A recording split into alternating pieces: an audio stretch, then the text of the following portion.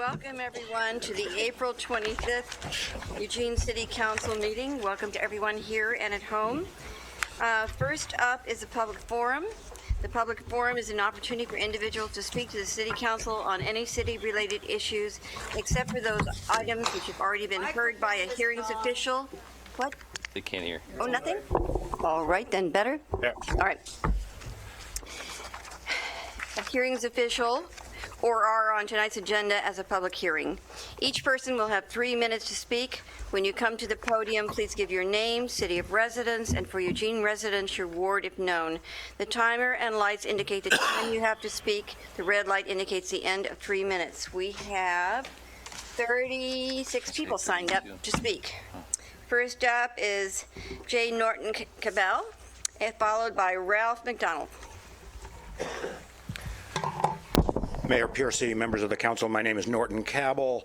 I live in, I'm not sure, let's see, Mr. Brown's ward, whatever that is, in Eugene. I chair the Intergovernmental Housing Policy Board, a creature of the City of Eugene, the City of Springfield, and the Lane County. Our mission is to increase the supply of affordable housing in the community. For 20 plus years, part of our responsibility was to vet and recommend to you all specific projects for funding with home funds, among other sorts of things. That's changed within the last year, and that's no longer part of our mandate. Nonetheless, you have before you a proposal to spend home funds on 3 projects in Eugene. The Housing Policy Board has looked at these projects, considers that they meet the criteria that we've been using for 20 plus years in evaluating these projects. And I can't speak officially because we don't take an official position, but I feel comfortable in assuring you that the Housing Policy Board would recommend these proposals to you unanimously were it within its purview. Thank you. Ralph McDonald is next, followed by John Borowski. Yes.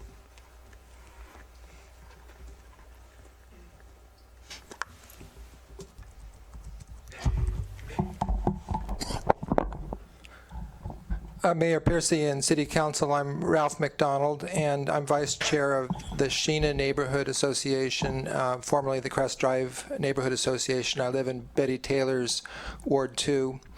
And at our April board meeting, Sheena affirmed our letter to the council as part of the Council of South Eugene Neighborhoods letter asking for a community-driven process on the South Willamette Special Area Zone that would lead toward a refinement plan or something like a refinement plan. Also, that the transportation elements in the plan be looked at, and that the multimodal mixed-use designation of the plan be removed. Just wanted to reiterate that that position of the Sheena neighborhood organization remains. I'm wearing 2 hats tonight, also a member of the South Willamette Neighbors, and in the late development, the South Willamette Neighbors held a emergency meeting, or at least a spur-of-the-moment meeting to discuss the news of Mayor Piercy calling for the termination of the South Willamette Special Area Zone, and we wanted to thank the mayor for that. We see that as an encouraging, positive step, and we would, as part of that step, we would certainly like to see the formal withdrawal of the land use application to the DLCD that's part of the plan. We think that with that cleared, a community-driven process can go forward. Thank you. John Borowski is next, followed by Casey White. I think I'll sit down tonight.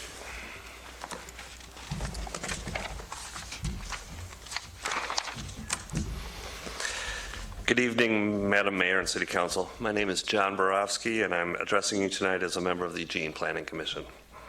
One of my roles as a commissioner is to be a member of the Community Development Block Grant Advisory Committee. Before you this evening is an action item to approve the 2017 one-year action plan for the use of the CDBG funding. I would encourage you to approve the plan as presented in your packet. This year's plan does a great deal to help accomplish some of the very difficult tasks facing our community today. Some of the things the plans will help fund are as follows. In the area of affordable housing, there are funds for land acquisition for affordable housing, emergency home repairs, housing rehabilitation loans, and down payment assistance for low-income home buyers. In the economic development category, we have the Business Development Loan Fund, which helps with new and expanding businesses. We also have funding for the Eugene Micro Enterprise Training, which is NEDCO. For the Human Services Commission, there's an allocation of $350,000, part of the over $1 million that is contributed to the HSC by the City of Eugene. And finally, the area that the committee worked on the most is over $1 million being appropriated for human services capital facilities. This money will be going to serve to several local agencies and nonprofits and will allow them to continue providing, or in some cases, increase capacity to some of our most vulnerable population. Projects may include repairing a roof on a facility where vital services are provided, and the provider would have to choose to spend money to fix the roof with valuable program money or let it deteriorate further. Or in another case, an upgrade to refrigeration that will enable more fresh foods to be distributed to people in need. I would like to acknowledge all the work that all the work that the agencies that submitted an RFP have done to comply with the many regulations that receiving federal funds requires, and thank them for providing the services that are needed.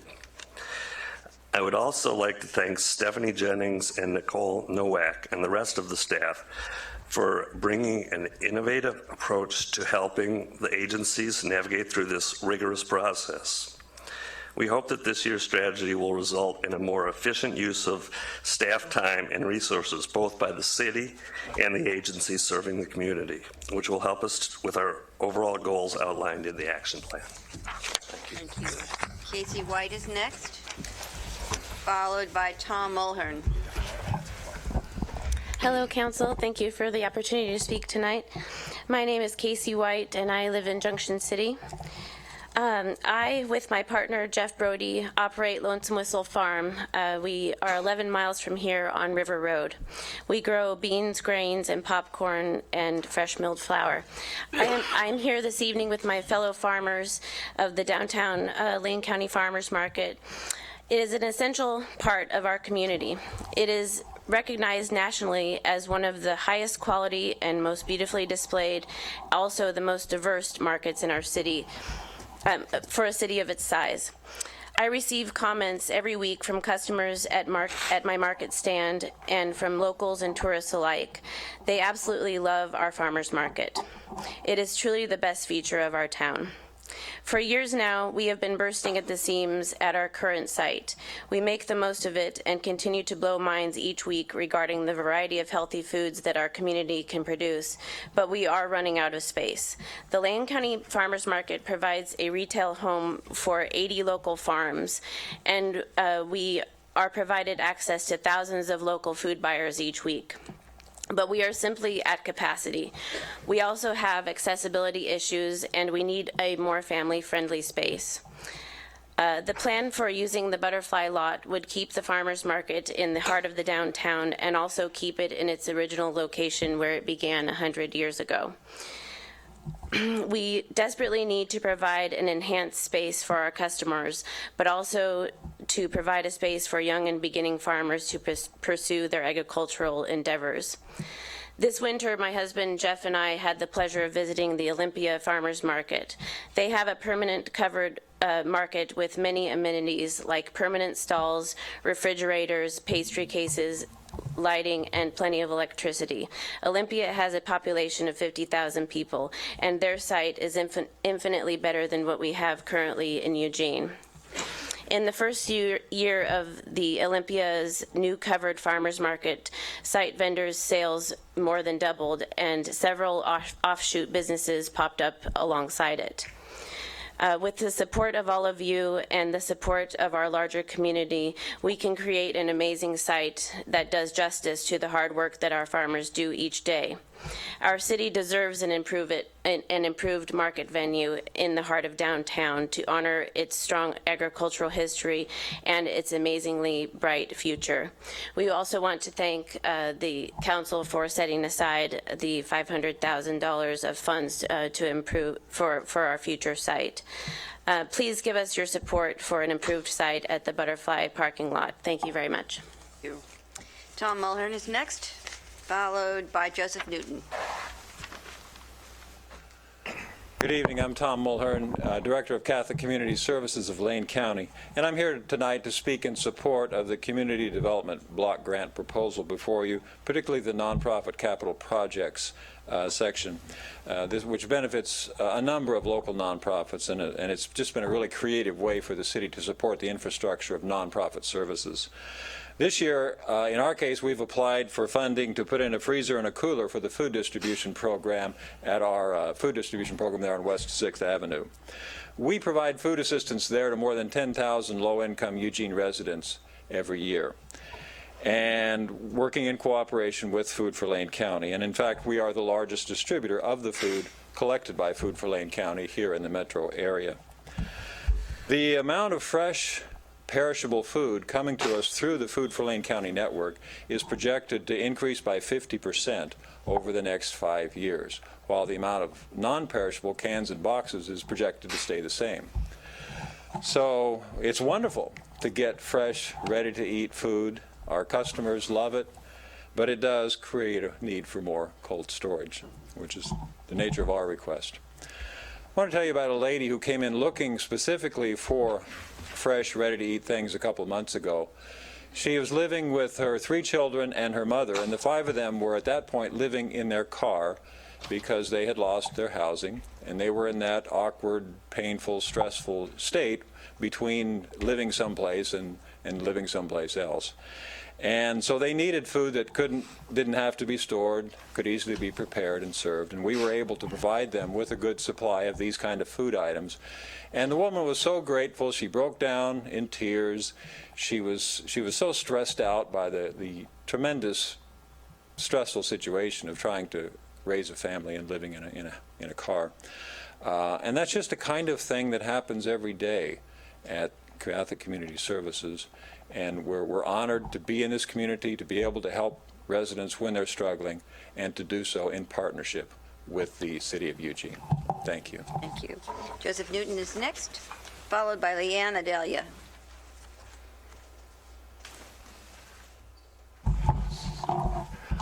Joseph Newton, Whitaker, so Ward 7. Martin Luther King Day should be a day for really celebrating, and this year I was on my way to that celebration when probably the most ironic occurrence that could possibly happen came about heading down to the stadium, because my route takes me down First Street under the Washington Jefferson Street Bridge. A whole community of people who I had shared smiles with time and again over the years, a group of people who, pretty simple people, they didn't have much of anything, but usually just sweetest smiles as I go by, and they are enjoying that basic bit of shelter from the rain and the elements that bridge provided. It was a community, pretty steady community actually, of 30 or 40 people. Apparently a few of them had problems containing their bowel movements. That's a call to put a restroom in, goddammit. That's a call to put a restroom in and maybe send out a social worker or two. This is what a sane and decent community does.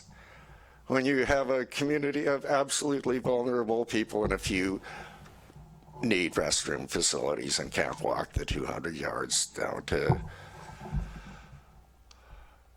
You don't block off the most essential safety. As a community, you have obligations. It's not a nicety. It's not an option, folks.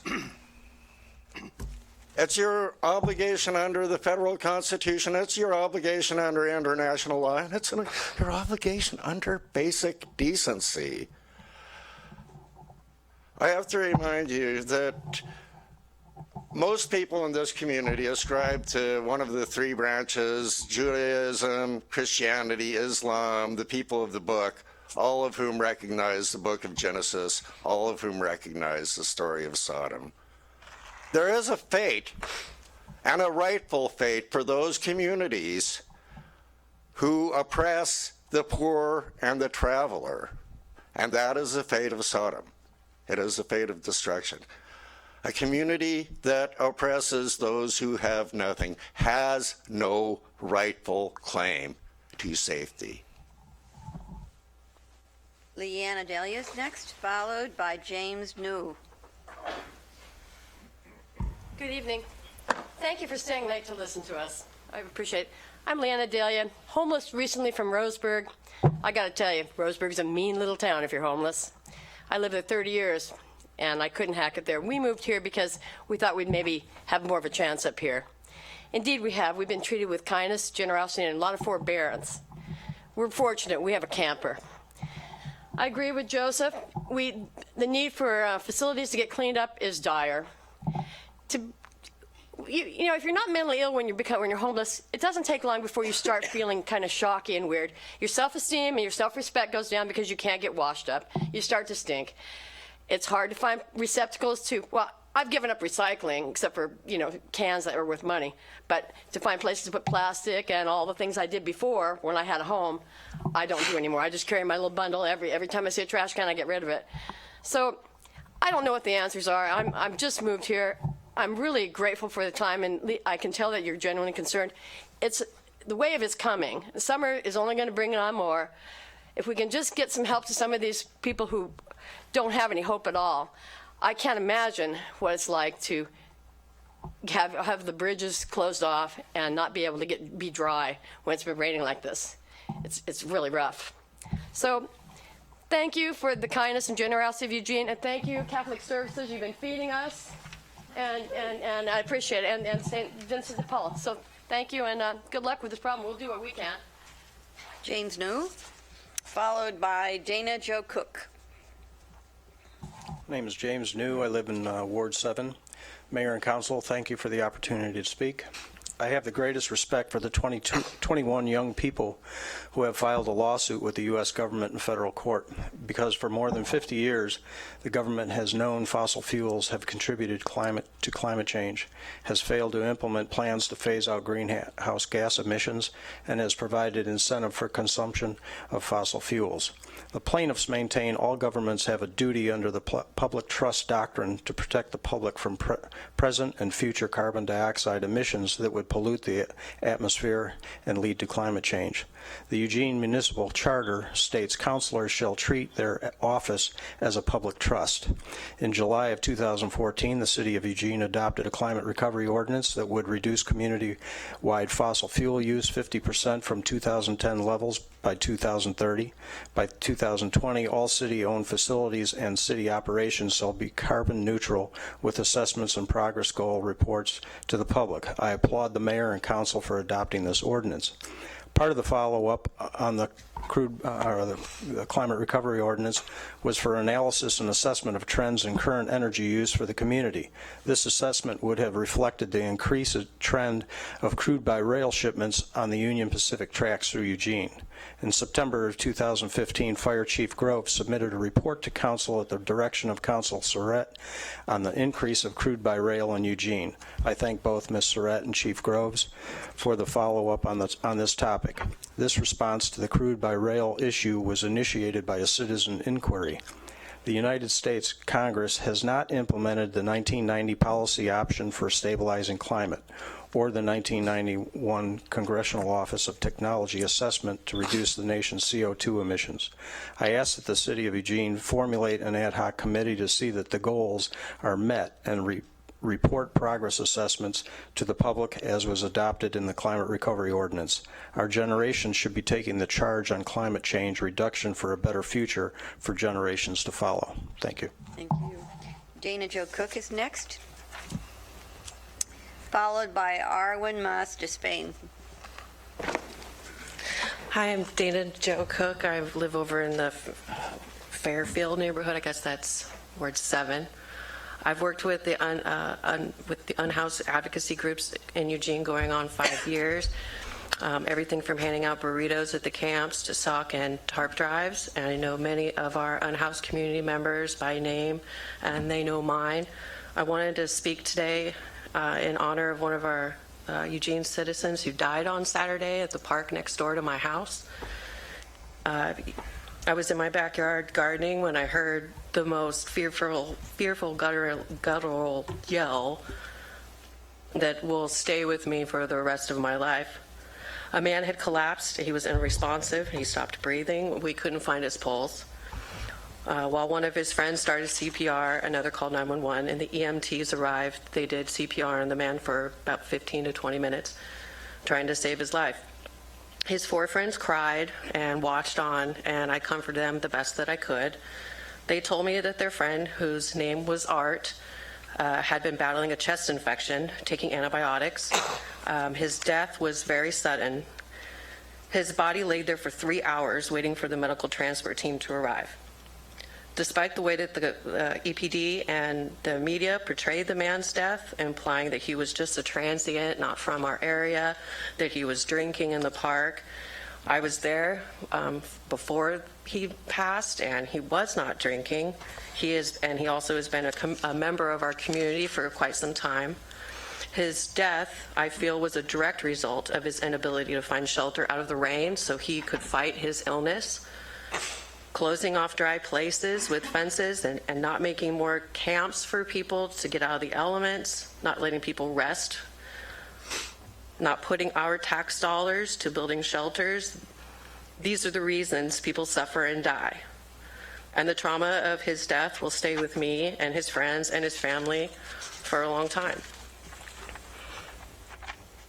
These projects, like the fence projects, I feel they further the suffering of people, the criminalization of our most vulnerable, and these are the sole reasons people keep dying. And I don't know what it's going to take for everyone to start doing the right thing. I beg that you all do. We don't live in 1810 anymore where people should be dying from the common cold. Thank you. Thank you. Arwen Moss Despain is next, followed by Sue Serlipe. My name is Arwen Moss Despain. I live in Ward 1.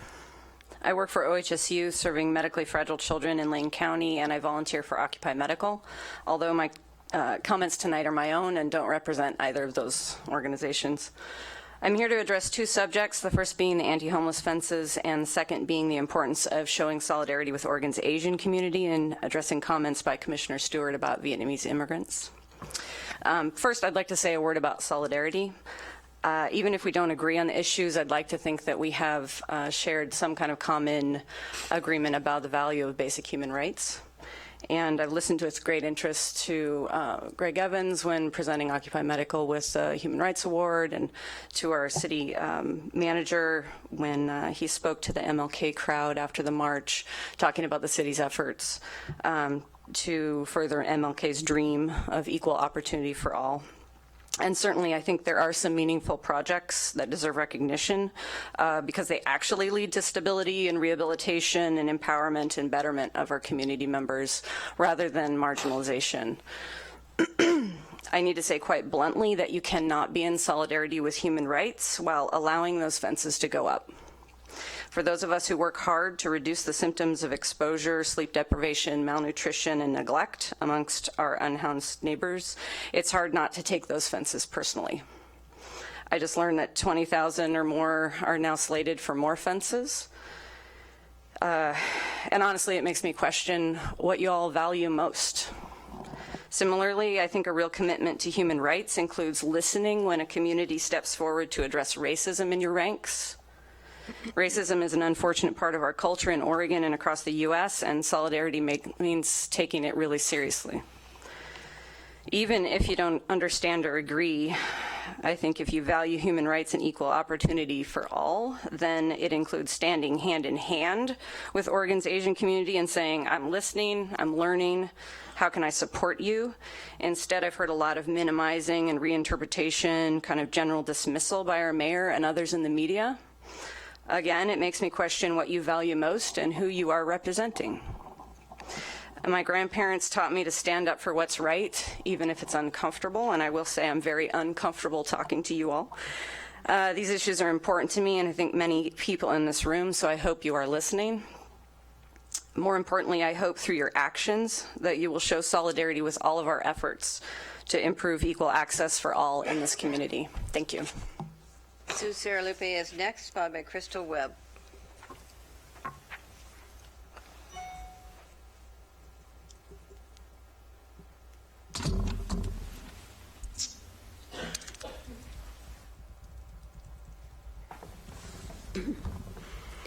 Hi, my name is Sue Sierra Lupe, and I am in Ward 1. Thank you for your service.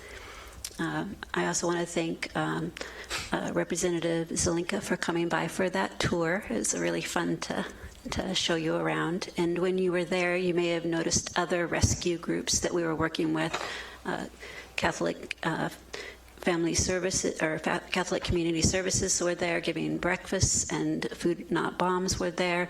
We have Burrito Brigade. We had people registering people to vote. There's a whole bunch of people that work with Occupy Medical in order to do the huge amount of work that we do.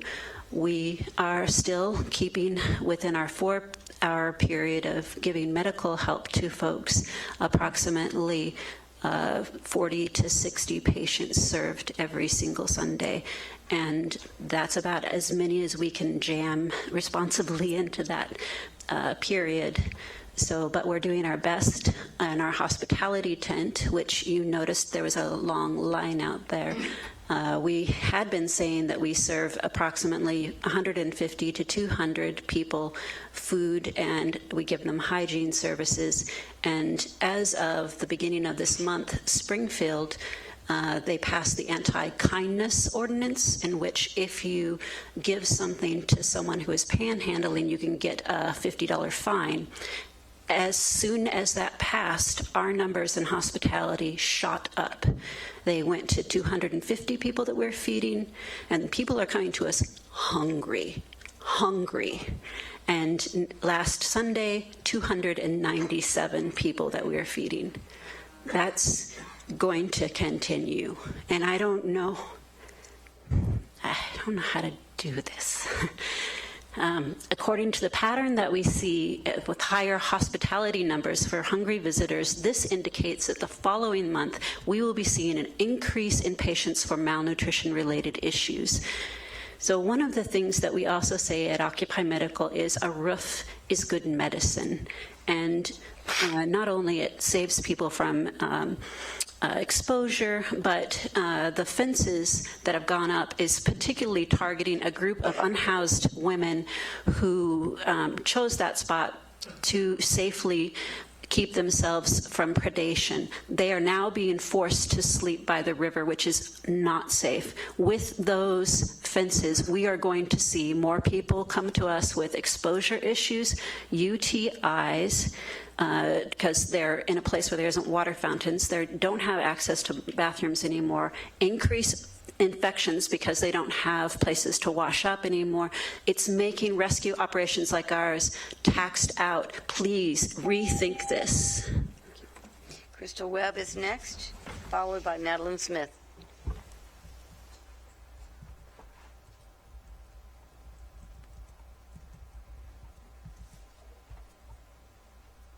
Hi, my name is Crystal Webb, and I live in Ward 2.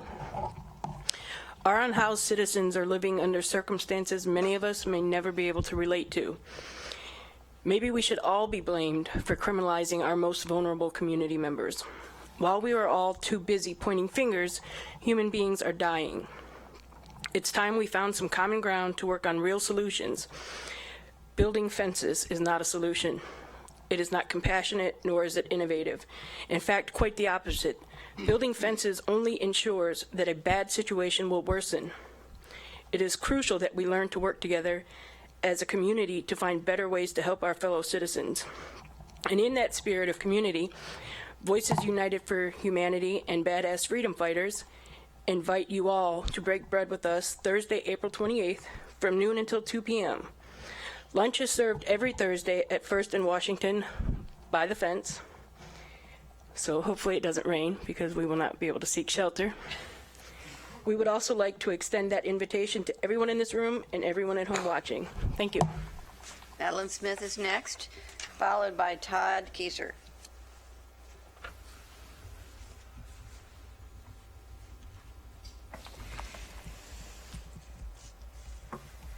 Oh, I'm sliding.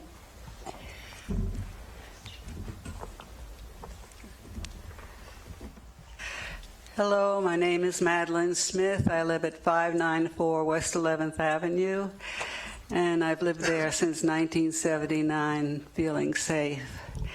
And I guess I want to give a historical note, because of course I'm against those fences. And I don't know who has fences inside their minds that make them think that they're doing anything good by trying to fence people who are defenseless in the way that they're doing it. It horrifies me. I was a caseworker in New York City in the 1960s, and it was New York City, Harlem, and we dropped everything, the caseworkers did, if there was an eviction, to call the landlord and get a stay of eviction, because we had all the experience in the 1930s in the heart of the Depression, when there were tons of people who would stand outside any housing where someone was being evicted to prevent it. So there were good rules in the 60s. And we didn't lose that till after President Carter. Then we became government is a problem and don't give things to people. And we're beginning to see with Bernie Sanders that we can't keep doing that we have to turn it around. But we also have climate change, where we do not know at what point we're going to have such severe weather that tons of us are going to be out of the electricity and what we need to keep us warm. So we're going to be cold whether we have indoor or outdoor. And I don't know what makes people move to try and be preventative of the catastrophes that seem to be in store for us. But I'm hoping that we keep continuing, but at a much faster pace, to take care of the people who are most vulnerable. Because what kind of society are we if we don't take care of them? And that's all I want to say. Thank you. Todd Kieser is next, followed by Kirill Rede White.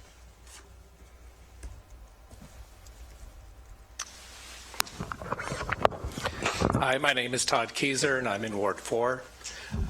The last time I was here, I mentioned that maybe your views needed to mature, and it wasn't meant as an insult. It's that we grew up in a time where the economy was so different.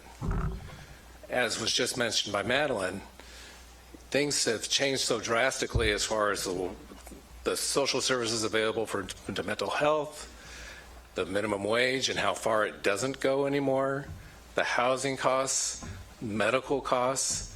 It's not what it was when I was 20 or 30 years old. And the homeless population isn't the population from 30 years ago either. And the views on this of the community and people who want to blame people for being lazy and that's why they're homeless or because they're from out of town, it's just a bunch of hogwash now. and we need to get over it. We have to understand that the real issue is the economic conditions of the country and locally, where 40% of the people are living from paycheck to paycheck, and it just takes one medical bill to put somebody on the course to homelessness. This is the reality. When I'm standing outside with these fellow protesters, and I hear some really gut-wrenching stories, one of which you've already heard tonight, and maybe you'll hear some others if they can stand to tell the stories again. There's a real cost to a stupid $67,000 fence that solves nothing. We have to be more creative. We have to have a humanity when we make these decisions. I know that was a mess. I read all the news about it. Yes, there was this mess, there was that mess. But what did you really solve? Those people have to go make a mess someplace else now. We could have done more. I don't know what else could or should have been done, but a fence wasn't the answer because it hasn't solved anything. You've made people sicker. You've heard, Occupy Medical, 2 people in a row tell you you've made people sicker. What part of that don't you understand? So I'm asking you to, again, mature your viewpoints. It's not the 1980s anymore. This is 2016, where we have a crisis on our hands, and right now the crisis is of conscience of government and our tax dollars being spent in a way that we can live with ourselves and go to sleep at night knowing that at least we did the right thing, and it would be cheaper. It just doesn't make sense. Find your humanity. Don't put up any more of these fences. Stop making people sicker, and stop taxing Occupy Medical more than they already are. Thank you. Careel Renee White is next, followed by Patty Hine.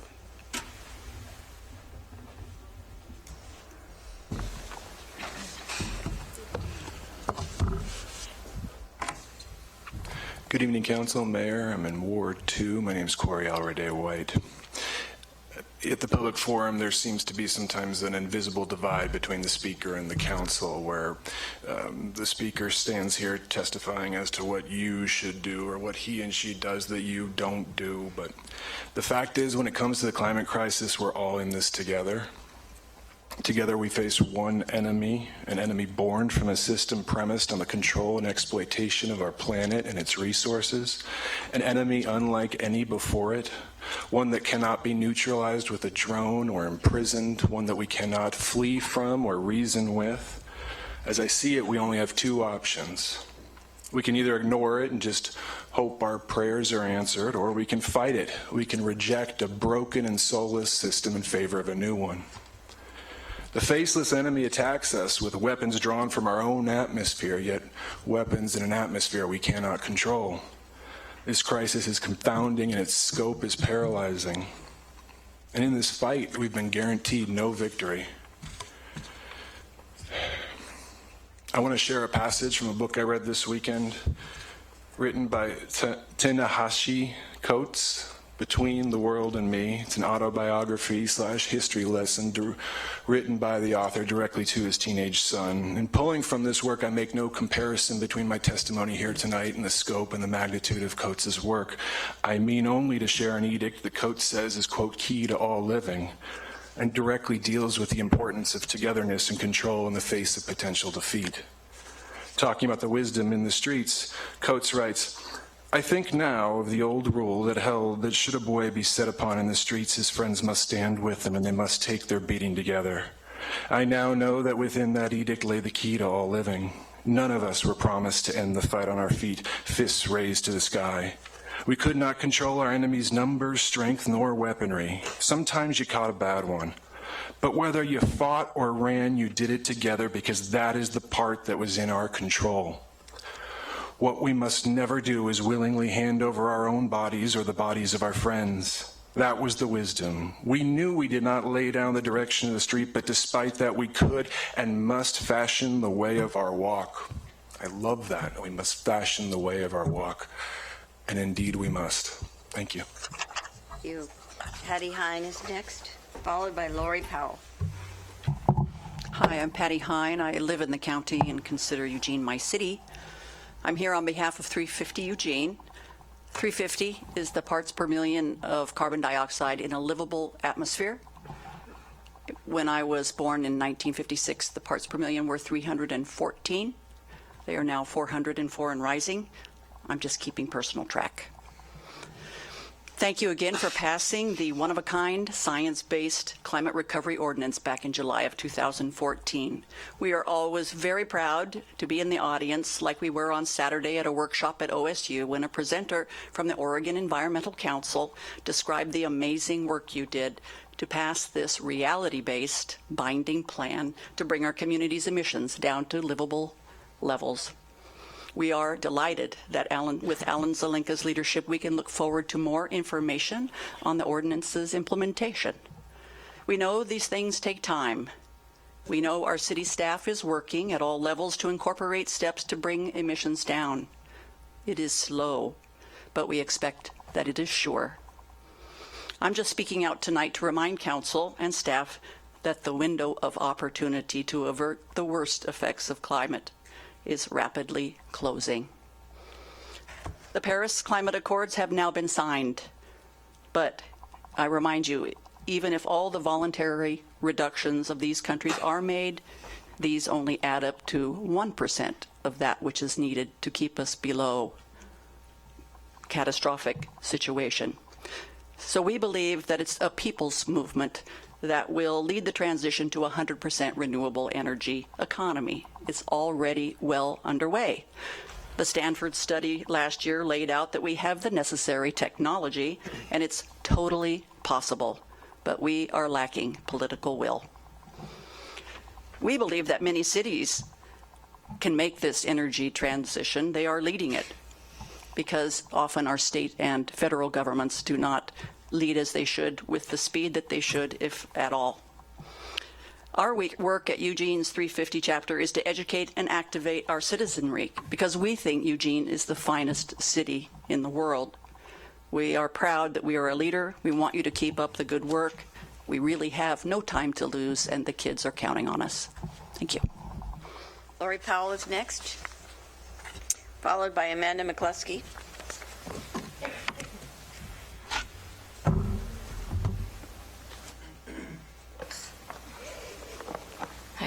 Good evening, councilors. My name is Lori Powell, and I'm with 350 Eugene. I live in Ward 1, and I'm here tonight concerning the Climate Recovery Ordinance and addressing three domains: education, procedures, and moral standing.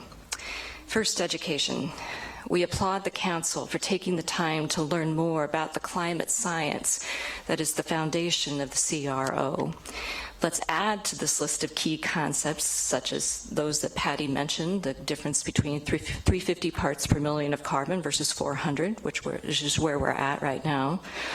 And let's take a look at the basic science behind why we're seeing such extreme weather, particularly extreme cold weather in certain parts of the world. You can use this information to counter those who think that Senator James Inhofe was justified in throwing a snowball out onto the Senate floor during last year's extreme cold back east, claiming global warming is a hoax. This passage is from The Guardian, and it reads, "The reliable, deep cold of the polar regions is part of what gives us a stable climate system. With extreme cold at the poles, the warm climate bands of lower latitudes are more stable and defined. That defined differentiation of climate bands keeps the polar vortex swirling in the Arctic. Cold reinforces cold, which keeps the climate bands steady. As the Arctic warms, the warmer air mixes more readily with the climate of lower latitudes, and the polar vortex bleeds into the other latitudes, bringing deep Arctic winter to more temperate regions. This is climate destabilization." Second, procedures. Concerning the Climate Recovery Ordinance 350 carbon budget, I understand that presentations and a vote on this critical piece of the CRO have been pushed up to May 18th and June 13th, respectively. My understanding was that these two events were to have occurred earlier, actually a year ago. I urge you not to push the presentation and vote out yet again. We have no time to lose. And finally, moral standing. A few weeks ago on Democracy Now!, internationally acclaimed journalist Amy Goodman interviewed the executive director of our Children's Trust, Julia Olshan, and Audrey Piper, one of the 21 youth plaintiffs in the federal constitutional case. Ms. Goodman asked about Eugene's CRO repeatedly. Julia did a beautiful job fielding these questions, interspersed with the video clips of the children who came before this council 2 years ago to testify on behalf of the CRO. This is just one example of how the international media is turning its spotlight on Eugene, underscoring how the CRO and the federal constitutional case are interrelated processes. Thank you so much. Thank you. Amanda McCluskey is next, followed by Camille Baden. Or Baden.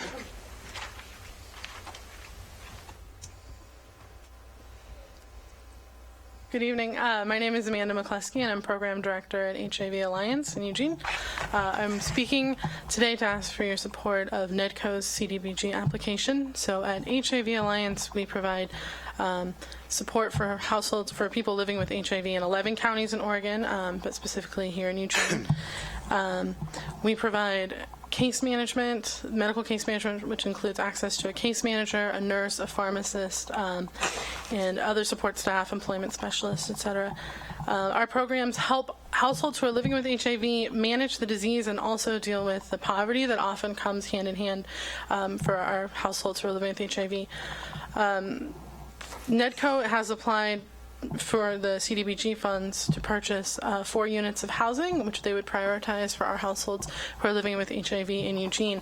And this would be extraordinarily helpful for us. A lot of our households struggle with the burden of the disease, which is difficult to manage and very expensive and involves multiple medications and extremely high adherence just to control the disease. Meanwhile, they're also living in poverty, faced with unemployment, difficulty with transportation, access to food, all of those things that people who are living in poverty struggle with, along with this very difficult to live with disease.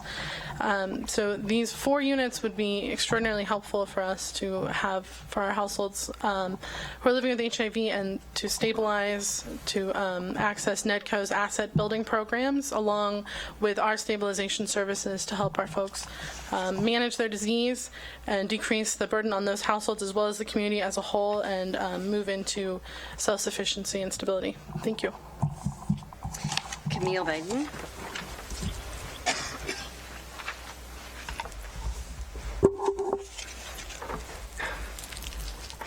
Followed by Peter Graticelli.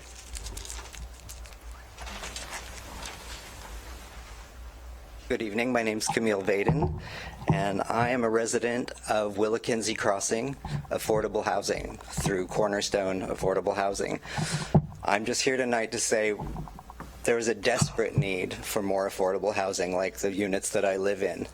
Before Cornerstone called me, I had come down with a nerve condition which prevented me from working. I became homeless. I was living in a trailer, an old camper in my sister's driveway. I see now that living in a Cornerstone property or an affordable housing unit like I live in, I'm accessed health care. Food for Lane County comes twice a month. I have resources available to me. And without this, I would still be living, or worse, not in a camper in my sister's driveway. I would be in the street. So please build more affordable housing units in the city. Thank you. Thank you. Peter Graticelli is next, followed by Eric Reigers.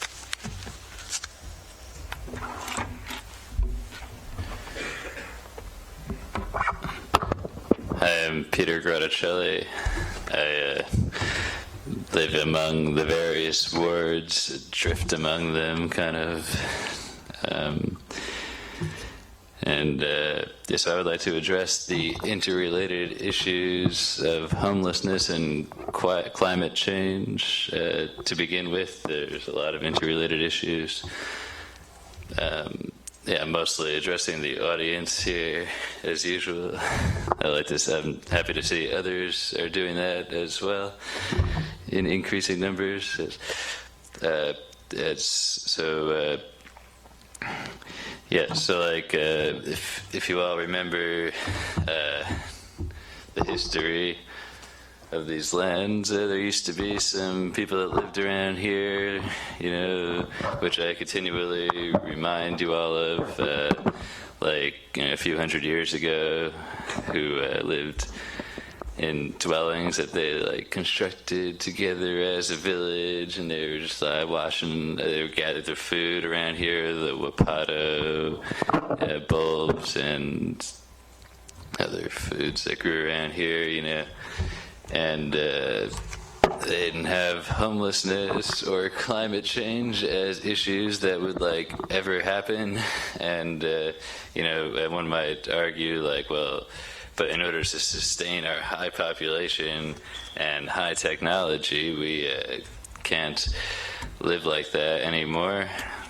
But actually we can, generally speaking, live like that. We could totally live in teepees, and we can't sustain this high population off of the native plants necessarily anymore. Maybe we could if they were augmented with efforts at permaculture, but you could at least live in some small teepees, which, by the way, if a small teepee or a tent falls on your head during an earthquake, it doesn't kill you.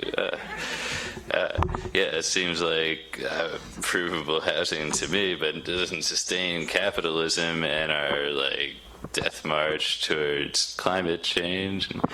And do we really enjoy this web of private relationships anyway? Is that a fun way to live?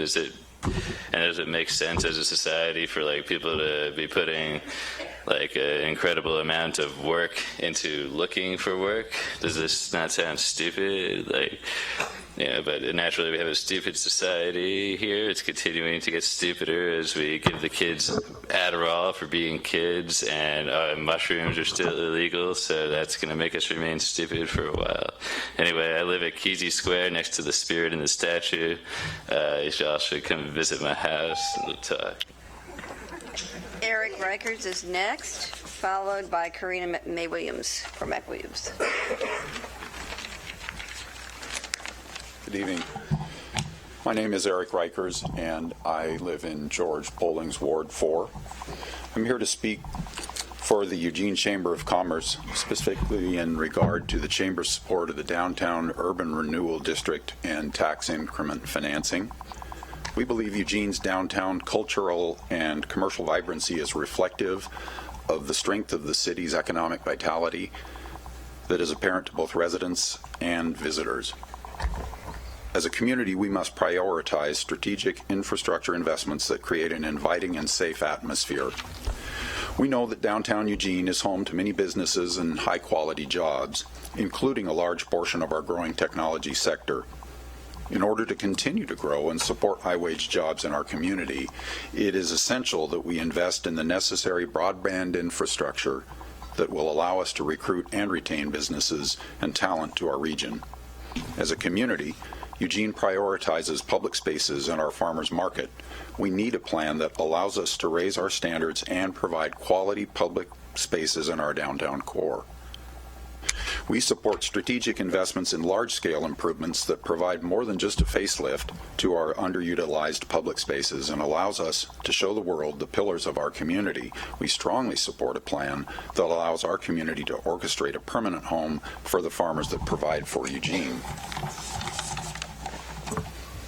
There are underutilized properties that sit vacant but that hold potential to give back to our community. We believe urban renewal is the appropriate tool to improve blighted buildings such as the old Lane Community College building, which has the potential to be transformed into a hub for both arts and innovation in our community. Extension of the Downtown Urban Renewal District and use of tax increment financing are the only viable ways to see all of these projects come to fruition. We strongly support and believe Council is best suited to make this educated decision to continue to move the vision for downtown forward on behalf of our community. Thank you. Karina McWilliams is next, followed by Charlene Strouch.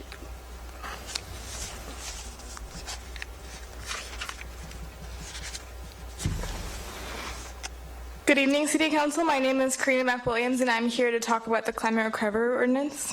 After the last City Council meeting, councilors issued statements regarding the CRO, requesting regular progress reports, as well as an increased level of initiative from the CRO task force. I would like to sincerely thank the City Council for all recent action concerning this the climate ordinance. It's really uplifting to observe the refocused approach to the CRO that the City Council has adopted. However, as always, I would like to remind the City Council that climate change is that the climate change situation is a time-sensitive one. All extra delays will only make it increasingly more difficult to fully enact the ordinance. The more extreme the issue becomes, the more resources it will require for mitigation, effectively decreasing the chances of there being a clean and healthy atmosphere for future generations. I would also like to add that education concerning climate change is crucial, because without a thorough understanding of the science behind the risk that climate change presents, it will be exceedingly more difficult to enforce science-based legislation such as the CRO. Again, thank you for all the proactive steps taken up to this point, and please keep up the good work. Thank you. Charlene Strout is next, followed by Shiona Martin. Good evening. Thank you for hearing us tonight. I'm speaking on behalf of Head Start of Lane County for the CDBG grant. Head Start has been in the community for over 40 years, serving our homeless population and also our low-income families. Currently, we serve up to 1,200 families with a waiting list of about 500. Head Start provides not only education services for kids 0 to 5 years of age, but also provides services, family services such as housing, food, clothing, education, and medical needs. With the CDBG grant, it will continue to support us sustaining ourselves, especially in buildings, trying to make improvements to make them healthier, safer, and more secure. We have put in for our Whitaker Head Start. The Whitaker Head Start building actually also is hosting the Thanksgiving homeless turkey dinner, which serves up to 2,000 people here in our area. The grant would help support our building. We have a roof that's falling in, a chimney that's falling down, and a kitchen that cannot sustain the population that we serve at this point.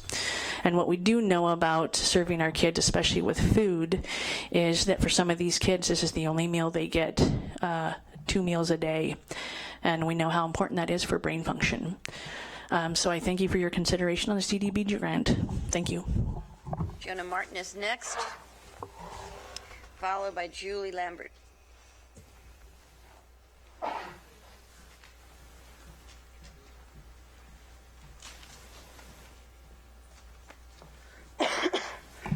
Hello, my name is Shiona Martin, and I'm here to talk about the Climate Recovery Ordinance. I am very appreciative of the recent efforts to get the ball rolling on the CRO, and there's one particular thing I want to bring up that should be considered. Pollution is not only a bad thing on a global level, with CO2 as a greenhouse gas raising global temperatures, but it is also detrimental on a more immediate level. While rising temperatures would be catastrophic in the long run, pollution also is affecting the health of citizens all over the world right now. At one point in Mexico City, long considered to be the most polluted city in the world, 10,000 people died and 35,000 people were hospitalized each year due to air pollution, mainly from things like extreme asthma and lung cancer. This may seem like the extreme end of the spectrum, and it is, but similar things are happening in cities all over the world, and the health of citizens everywhere is being compromised. Again, thank you for your progress, and I hope the work continues. Thank you. Julie Lambert is next, followed by Nick Mull. There. Good evening. Thanks for everybody for being here tonight. We all took the time. Introduce yourself, please, Julie. Okay. My name is Julie Lambert. This is my first time. I live in Eugene. I work for Occupy Medical, and I'm a park steward for the Washington Jefferson Skateboard Park. However, my comments are my own. The WJ is an internationally known skateboard park, and the Skateboard Task Force that put a tremendous amount of time and effort to make it something unique. People come from all over the world. We had a tournament this weekend, and I was embarrassed to explain what the fences were for. So now we have these huge, ugly fences that were certainly not in the vision of the Skateboard Task Force that initiated this project that took years to complete. And it has failed. The people have moved, like Sue said, to the river, and some of the other people have just moved over to the horseshoe courts. They're just going to move from one place to the other. This is not a good solution. Faye and Eric DeBurr could have built about 68 Conestoga huts and taken some of these people off the streets for that $68,000 that, in my opinion, was wasted for these unfortunate people. Or we could have built more camps. The city is dwelling by us. I like the idea of the teepees, that's great. But we can't have tents or cars or sleeping bags, tarps. People don't want to see that. I think it's kind of a sort of NIMBYism. Also, there's another solution. Colorado and Utah have given people housing and counseling with much success. They have saved clients from the streets and saved taxpayer money. It costs less. It's documented. Okay, I've read that we have $20,000 slated for more ugly fences. Really? We know it fails and we're going to blow another 20 grand on this? Why don't we help the people? I counted those 297 people that Sue mentioned. We need to help these folks, not fence them out, because they're not going to go away. They don't have anywhere to go. So the people in Colorado and Utah have re-entered people into the community while we are attempting to alienate the less fortunate. We're talking about people, the large majority, who have mental, emotional, and physical disabilities. And this is how we help them. A year ago, I broke my shoulder. Thank you. Oh, damn. Oh, sorry. Thank you. Thank you. Nick Mall is next, followed by Erica Fortner.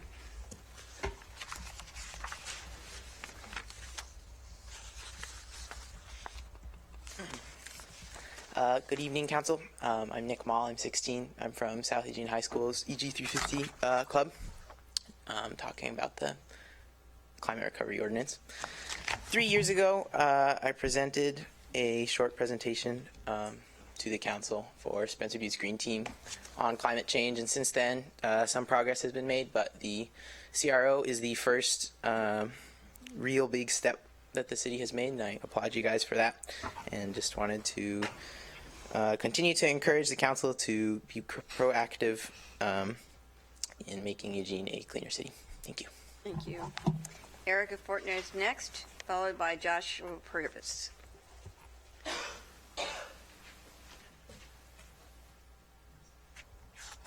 Hi, my name is Erica Fortner. I'm the owner of Kavian Craft Rituals, and I live in Ward 1. I wanted to address the crime and quality of life near my business and living space, specifically the area between 7th and 8th on Lincoln. I came to Eugene for a quality of life better than what I had in Brooklyn, New York, but I've found that it's actually worse where I am. I've been working very close with the police, trying to get some of the drug activity out. There's a lot of issues with the transient population and mental illness from what I've seen. Most of the issues I've had are actually with younger kids. I keep hearing a lot of business owners talk about the homelessness issue, and I don't actually think that it's the homeless issue that I'm seeing affect my business and my quality of life. It tends to be the younger kids, the drug activity. I can't walk my dog without seeing somebody buying or selling drugs. We're talking about heroin and meth. It's not just a little pot smoking on the street. So what I'm proposing is that some sort of camera device gets set up to help deter some of the crime. This is how New York deals with a lot of the crime-ridden areas. Upping the police task force, I know they're really strapped right now. Also the Red Hats, they stop about a block from where I am. So unless I pay for them, which I can't afford, I have to call someone else. I have to call the police or call Cahoots, and sometimes it's not an emergency. Cahoots does a really great job. They know how to deal with people who are dealing with mental health issues, and they kind of know people hanging out and know when there's a serious issue. So I'd like to see Cahoots get supported more. There was a suggestion that the Red Caps get pushed out because one of the security guards that I was talking to said that the downtown merchants have really seen an improvement in crime prevention with just having them around. Let's see what else. And also, like, I've just heard from the merchants locally in my area that it's a bad neighborhood, and that's the problem. But there's low-income housing, there's high-income housing, there are businesses making a lot of money there, there are businesses not doing as well, and I think that that's a poor excuse for why the crime is happening. I think it's totally fixable and preventable, and I have to go out and self-police, which becomes dangerous, and I'm pregnant, and I don't want to raise a kid under that. Thanks. Joshua Purvis is next, followed by Carrie Walters Warren, it looks like. Joshua Purvis, Ward 7, Technology Association, Oregon. LTD Downtown Transit Station, Woolworth Building, Lane Downtown Campus, Holt Center for the Performing Arts, Broadway Commerce Center, McDonald Theater, Downtown Athletic Club, and the Eugene Public Library. The LTD Downtown Transit Station, I used to catch the 82 bus to LCC where I study media arts. In the Woolworth Building, I meet regularly with the downtown Eugene merchants where we promote collaboration and vibrancy for more prosperous downtown Eugene. The Lane Downtown Campus, I meet regularly with the Eugene Film Society Board of Directors to plan events like the Summer Event Series on Kesey Square or All Hallows Eugene, a downtown Halloween event. The Holt Center for the Performing Arts have programmed events like the Big Mix, All Hallows Eugene, 72-hour horror film competition, which during this last year's event had more than 50 filmmakers from around Oregon compete. The Broadway Commerce Center, which houses the Barn Light, Sizzle Pie, and Killer Burger, regular and often supporters of Eugene Film Society events. Pivot Architects, John Stapleton and I are working on a proposal for the LCC downtown campus, the old one. McDonald Theater, I just hosted an event, TAD Talks, where we had speakers Tommy Anderson from Cultural Services, Andrew Nelson from the Lundquist College of Business, John Park from Suburban Projections, and others talk about downtown's developing innovation district. The Downtown Athletic Club, where I organized Hack for a Cause, that supported the 15th Night Initiative and other community partners who support and improve downtown livability. Eugene Public Library, with the 15th Night Catalyst team, meets regularly to work with us to develop a communication tool to keep at-risk youth off our streets. All the buildings and the developments I've mentioned have received support through tax increment financing. All have played a pivotal role in encouraging me to stay and work in downtown Eugene. As you consider expanding the Urban Renewal District to support fiber internet expansion, permanent farmers market, art and high-tech incubator, and improved public spaces, please realize that investing in these projects will continue the momentum of investment in our downtown area that keeps young professionals like me here. Thank you. Carrie Walters Warren, I think it is here. And Gabrielle Warren is after that. He's going to come up with. Good. Thank you for your time. My name is Carrie Walters Warren. I am a counseling psychologist and an instructor at the University of Oregon, although my comments are my own, are our own. Yes? Okay. Who here has donated food, donated clothing, helped out in any way possible. I'm sure many people up here, right? Excellent. And I want to say thank you, because that's essential work. That's life-saving work. That's important work. But unfortunately, it's temporary help. And I think everybody who has been out there doing this work knows that it's temporary help. And it's made temporary because of the unjust system, of the lack of resources and opportunities, and specifically for the unhoused, a lack of safe housing. You have the opportunity to create systems based on fairness and opportunity, or we have the chance to base it on fear, discomfort, and a desire to look the other way. And these fences seem to be a very expensive way of looking the other way. So I want to encourage you in your unique positions on the council to ask yourself, for any plans that you create, is this increasing access and opportunity, or is this creating one more barrier? And then let your answer to that guide your decisions. Thank you. And I think Gabriel has something he wants to say.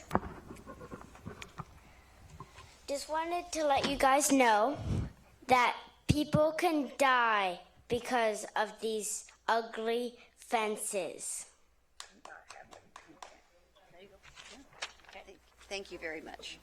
Christine Sunt is next, followed by Christine Diane Henderson.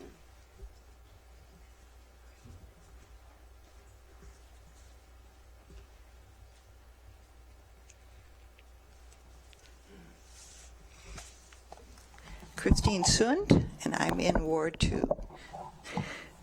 Good evening to Madam Mayor and our councilors.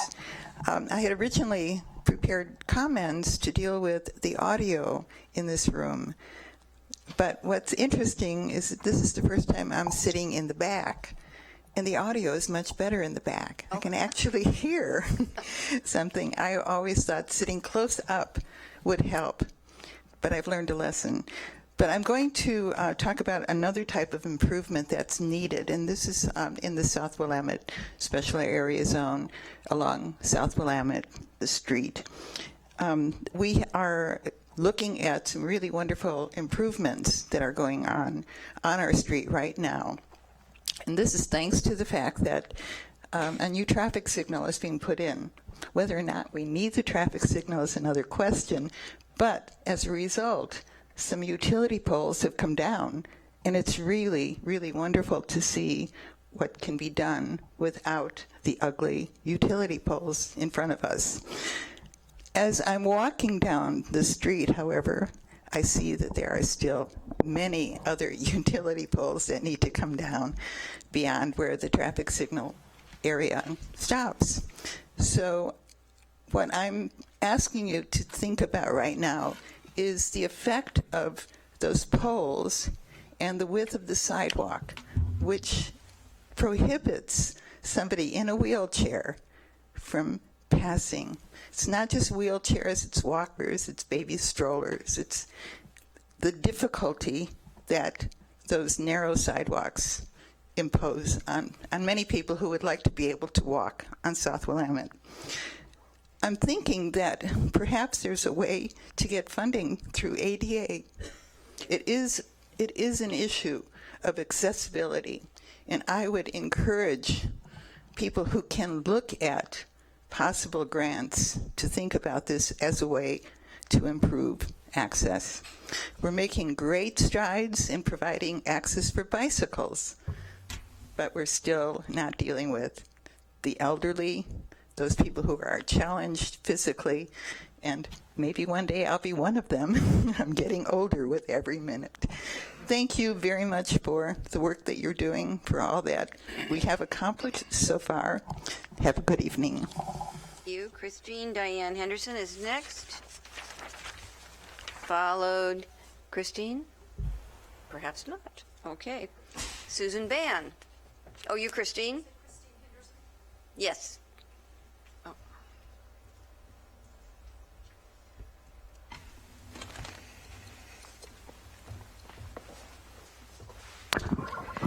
My name is Christine Henderson, and I'm currently homeless. My story begins 8/16 of 2014. I was removed from 100% federally funded apartment that I had for 4.5 years and put on the streets. I lost my caregiver. I lost my service dog. I was attacked. I went to the mission and I remained there 8 months before, again, I was kicked out on the streets. I have no criminal record. I currently have a rare blood disease that turns cancerous into multiple myeloma. I cannot believe that I have been through what I've been through and still not gotten housed. I'm here to vent my frustration that I have went to Safe Spot, I have went to Nightingale, I have tried St. Vincent de Paul 3 different times, I've been on Central Housing 3 different times, I lost my Section 8 completely. I've had it since I was 17, I've been disabled all my life. I still haven't got my SSI. I currently live in a car. And to hear that somebody is going to build a fence just flabbergasts me. The thought that not only is this fence going to be built, but it's going to cost more money to repaint it, to put it back up every time it gets pushed over. There's going to be people injured when they're drunk or high trying to climb over it to find shelter. I ask you to maybe go back to the drawing board and find a different solution for what's taking place. I think resources could be spent a lot better than what they're being spent. I have a 600 credit score. I was illegally unhoused, and I cannot get housed, and I cannot get one of the housing programs to come in underneath me and get me housed. It's a sad situation that we're living in when human life is not cared about. It's all about the money. Thank you. Susan Van is next, followed by Brennan, like Besancon. Thank you for listening to all of us tonight. My name is Susan Ban. I live in Ward 4. I'm here to support the CDBG Human Services Capital's facilities funding that does provide essential dollars that keep aging but high-value properties working for the benefit of our community's most vulnerable low-income individuals. The program effectively addresses 2 important issues in the community, both by maintaining and eventually increasing the supply of affordable housing, but also by effectively offering care and maintenance to aging facilities that offer very much needed services to the people living in those affordable housing units. So Shelter Care this year is seeking CDBG funding for roof replacement and relatively ordinary kind of maintenance things at facilities that are now 70 years old or older, and they are providing very essential services: homelessness, medical recuperation, emergency housing, supported housing for adults with psychiatric disabilities. They are facilities that would be very difficult to site elsewhere in the community and be very costly to replace. So the fact that there are CDBG dollars to help us maintain them makes them hygienic, safe, and functional for these very vulnerable populations is valuable. So thank you very much. I'm here just to encourage you to continue your support with the CDBG facilities nonprofit capital funding. Thanks. Thank you. Brennan Besancon. I said it wrong, I'm sure, but I apologize. Better than most. Good evening. My name is Brennan Bessason. I live on 17th Avenue in Ward 1, and I've come here tonight to speak in support of the downtown improvement projects that you'll be considering over the next few weeks. I'm really excited for what these 4 projects could do for our downtown. In particular, I'm excited for the proposed improvements to the farmers market. Every day I see the important role food production and service industries play in our local community. I work as a chef for local restaurants and catering companies, and I also work at the farmers market. Each week I get to see and serve thousands of local residents who come downtown to purchase their produce. Some of you are our regulars, so you know our community is incredibly supportive of our local farmers, but space at the farmers market is maxed out and farms are routinely turned away. We can do better for our residents and our farms. It is easy to forget that sometimes the farmers market is there for more than our neighbors coming to fill their kitchens. It is also where many of our local restaurants go to purchase their supplies, and I see this each weekend. A year-round farmers market will ensure greater availability for all our shoppers while making it easier for local businesses to support each other. I know that while you are considering whether or not to move these, thought that was the timer, projects forward, you're also considering how to fund them. So let me ask you, do you support these projects? Yes or no? I think that's all it comes down to. If you do, and I hope you do, then it doesn't seem like that tough of a question as to how you would fund the projects. Use the tool you already have, urban renewal. I don't believe voters will approve raising their taxes, but I guarantee we'll be thrilled to see these improvements in our downtown if you can make them happen without raising our taxes. Each day I see the results of all of your work to revitalize downtown, whether I'm working at Marché or the farmers market, or attending a show at the new Hi-Fi Music Hall, or eating at one of the new restaurants we have downtown. I see all of the families and businesses returning to downtown, so please, don't stop now. Finish the work you've started. Thank you. Barbie Goossens is next, followed by Emily Ryman.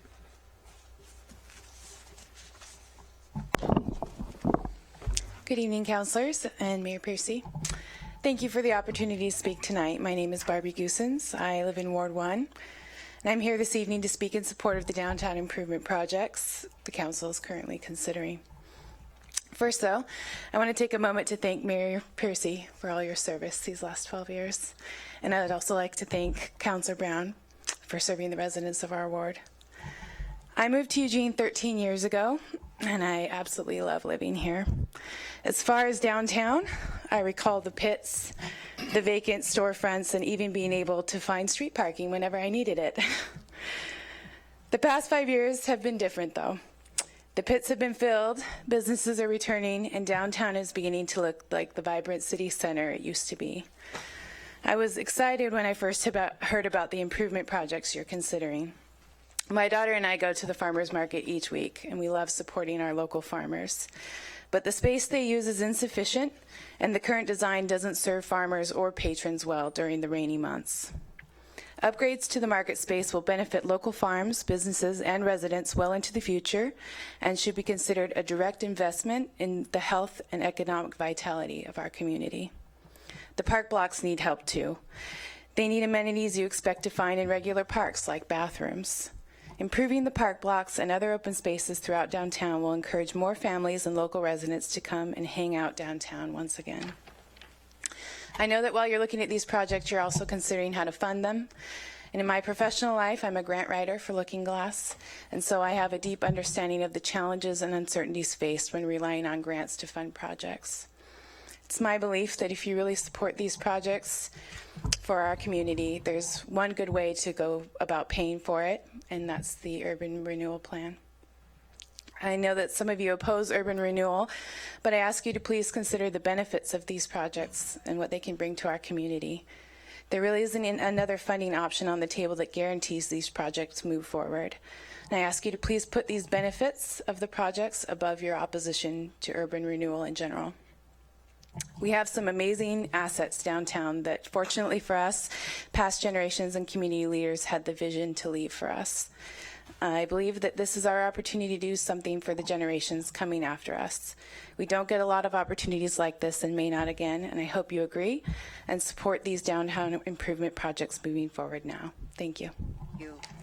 Emily Ryman is next, followed by Scott Bartlett. Good evening, Council, Mayor. My name is Emily Ryman. I live in Ward 7, but I'm actually here as the Executive Director for NEDCO, the Neighborhood Economic Development Corporation, which is, among other things, an affordable housing developer. I'm here for two reasons. The first is to do a report back on our most recently completed project. 16 months ago, the Council allocated both home and CDBG funds so that NEDCO could acquire and rehab a 12-unit apartment complex for young adults aging out of the foster care system. I'm here very proudly to say that that project is done. And it's now fully occupied, unfortunately with a waiting list, but the youth who are there and occupying it are an amazing group of young people who are students and they're employees at local businesses and they're advocates for other youth aging out of foster care. They've made that apartment complex home when many of them otherwise would have been homeless. They're continuing to be served by Looking Glass. They have access to NEDCO's full slate of asset building programs, and they are really a just amazing, phenomenal group of young people. That project would not have been possible without support from the city at every level, from staff up to the council and the mayor, and I thank you for it. I'm also here tonight, secondly, to talk about the next project that we have before you tonight. And I also just want to clarify that it's actually a home funds request that's in front of you this evening. And that is for a similar project in partnership with the HIV Alliance. You heard a little bit about the need of that community earlier this evening. And I would just like to add that, once again, we've received tremendous support from the city throughout the development of this project. And NEDCO is looking forward to being a resource for people in our community living with HIV and AIDS, as well as their families. And thank you so much for your consideration. Thank you. Scott Bartlett is next, followed by Chris Califf.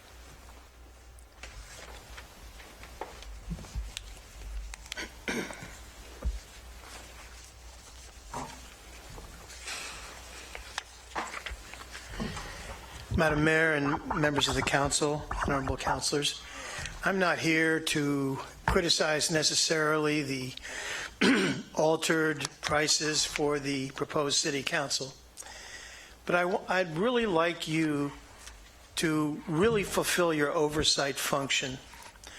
I really don't think in the conduct of our city government that the tail should wag the dog.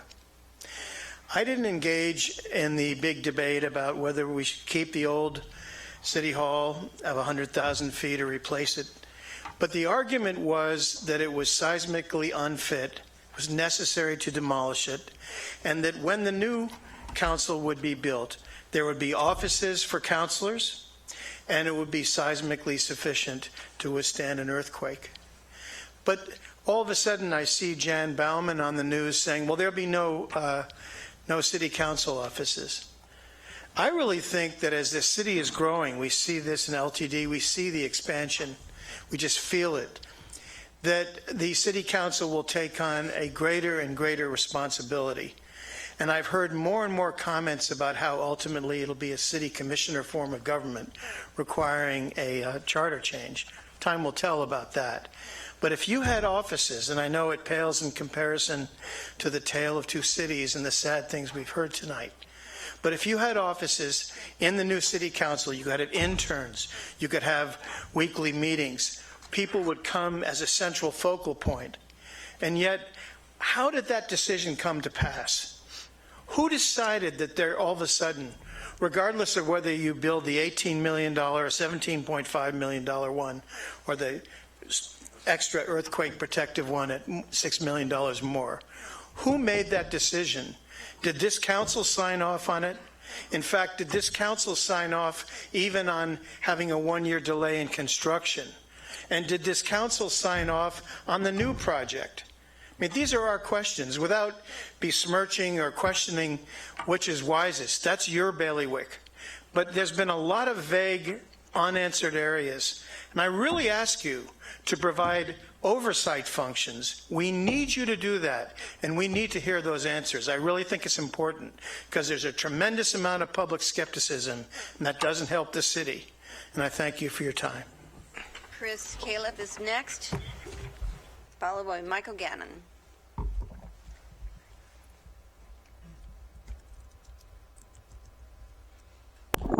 Good evening. Thanks for taking the time to hear me here. I'm here to, my name is Chris Califf. I'm from Ward 2. Thank you, Betty, for your service.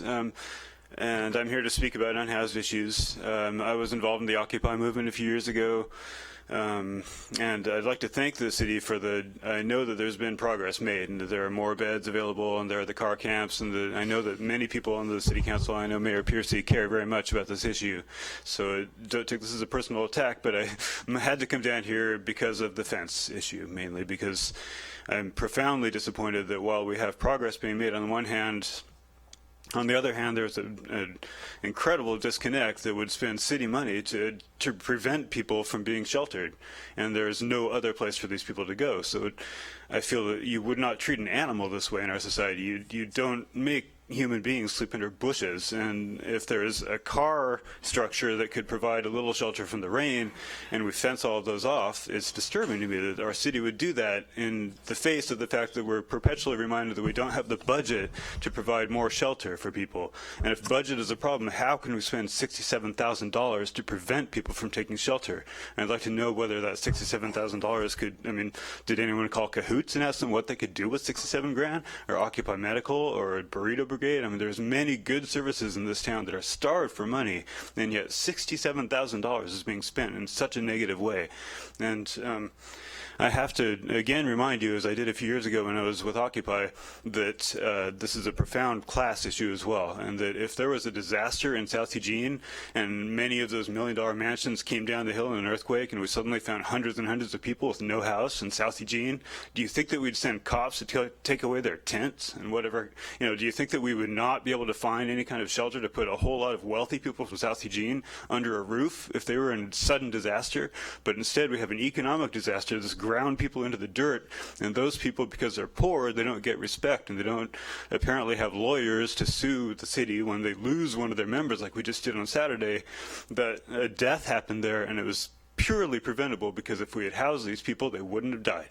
So I hope that more progress can be made, and that every time we have a decision like this, that you all are able to think about it and say, if this was my grandmother, would I fence her out from under this overpass? Because that's the only place she's been able to go. So thank you for your time. Michael Gannon is our last one today.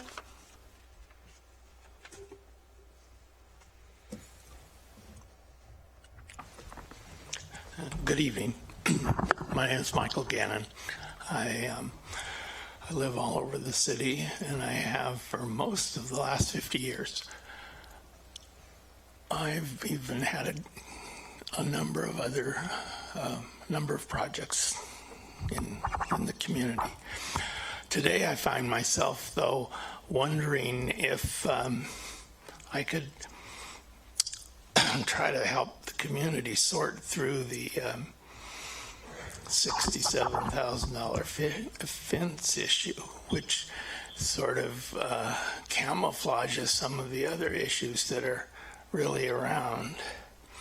I'm finding myself wondering if Angela Merkel, the head of the German government, has considered building fences under their freeways to keep the Syrian refugees out. Already they have more than 1 million. And it's quite troubling to the people of Germany. We have one Syrian in Eugene, and I don't think he's worried about those fences. But we have a lot of other refugees of a chaotic society that is building its own grave. And it's striking that you would spend $67,000 without even having a community hearing to discuss the extreme dangers that these refugees are presenting. It misses the chance to see that they are pursuing a pretty normal response to a system that is out of control in so many ways. I also wondered, where would Nelson Mandela be down there by the fence? It'd be hard for him to be inside. But I think he would have the sensation that he was dealing with the same out of control, in his case, white colonial government that a lot of young people and older people like myself feel like we're doing right here in Eugene. I've mentioned a few times that Eugene is failing to enforce the state law regarding pedestrian crossings. It would be so simple for less than $67,000 to put a few police cars out there where pedestrians, people who are in fact not expending enormous amounts of carbon, can't cross the street safely. Thank you. I'm going to close the public forum. And before I turn to council for any comments, I don't usually respond to things that people just say at these meetings, but the thing that was said tonight matters so much to me that I do want to correct it. Let me be clear that anyone who knows me knows that I strongly disagree with Commissioner Stewart's comments regarding refugees in the Asian community. I've been very clear about that. I have also been quoted as saying, I have found Commissioner Stewart straightforward and kind to deal with. And that's true too. And I would also say that we disagree on almost everything, including this. So I'm a strong supporter and have been ever since I've been mayor of all the members of our community who are for the Asian community. And I am also a strong supporter of refugees finding a home in our community. I'll turn to other people to see what Councilor Brown. Is it time for our comments? No, not to speak what you to what you just said. Comments. Or just comments. No, yeah. Thank you, Mayor. Yes, thank you for coming to discuss the fence again. The fence solves a very local problem. The trash was cleaned up around the fenced-off area, but it didn't really solve. It didn't do anything to solve the problem, because everybody went everywhere else, and down by the river and so on, and there messes are being created there that the Parks Department will clean up later in the year.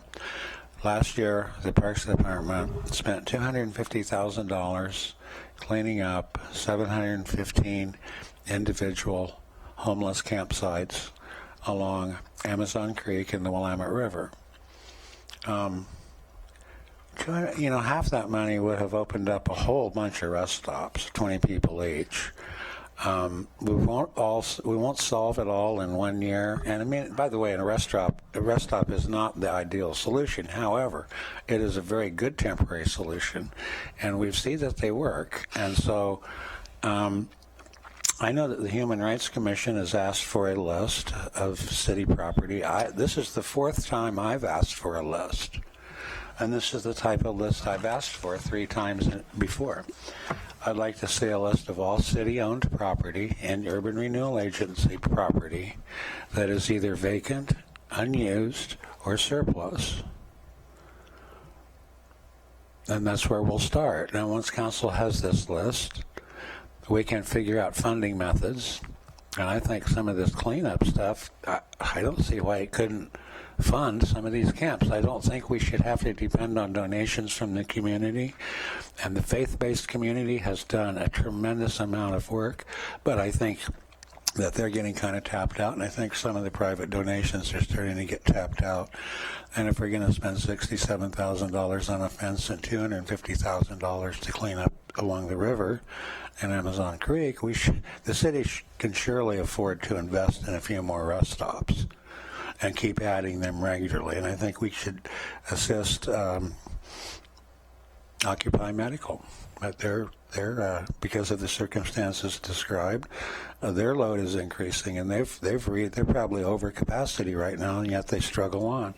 And so I think that would be a very prudent investment to help them, continue and expand their operation. So, but the first step is we have to get that list. I really don't want to be here like 2 months later listening to these other stories and find out a couple more people have died, and we still don't have the darn list. I mean, so please, Assistant City Manager, please make that happen. Thank you. Councilor Fryer. Yeah, I appreciate all the people coming out and heard listen carefully to everybody, and that goes in. I'm processing that, so I do think this is an important forum.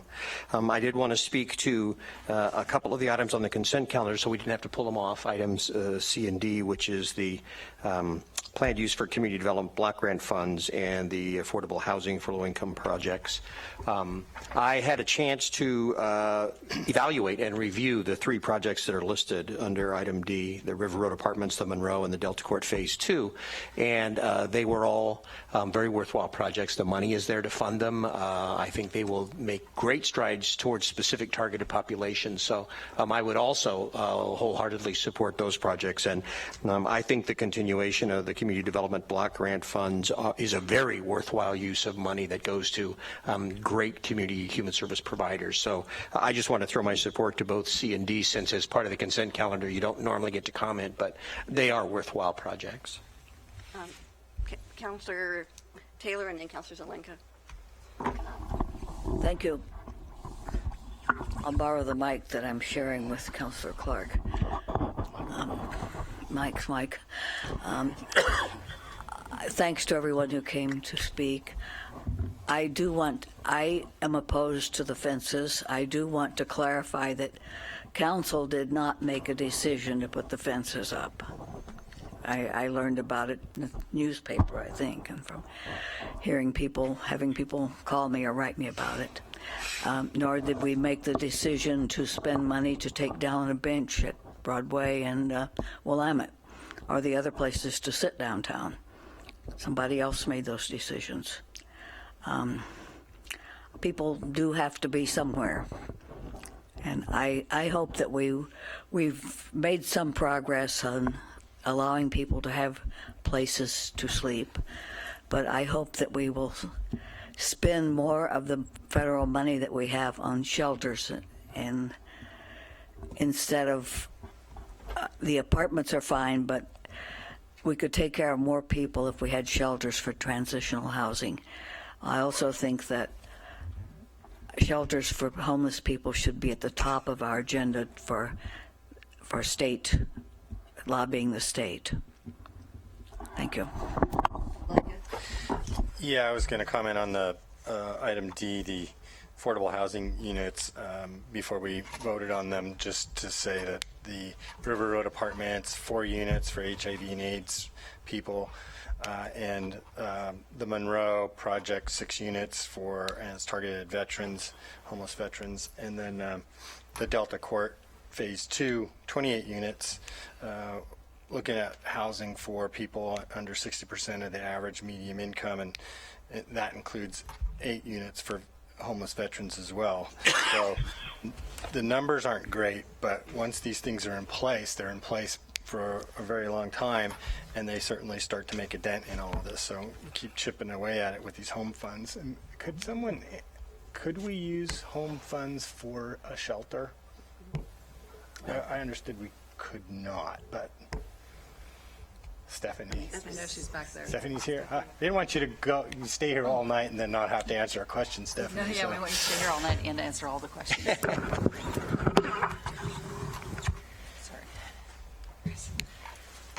Good evening, Mayor and Council.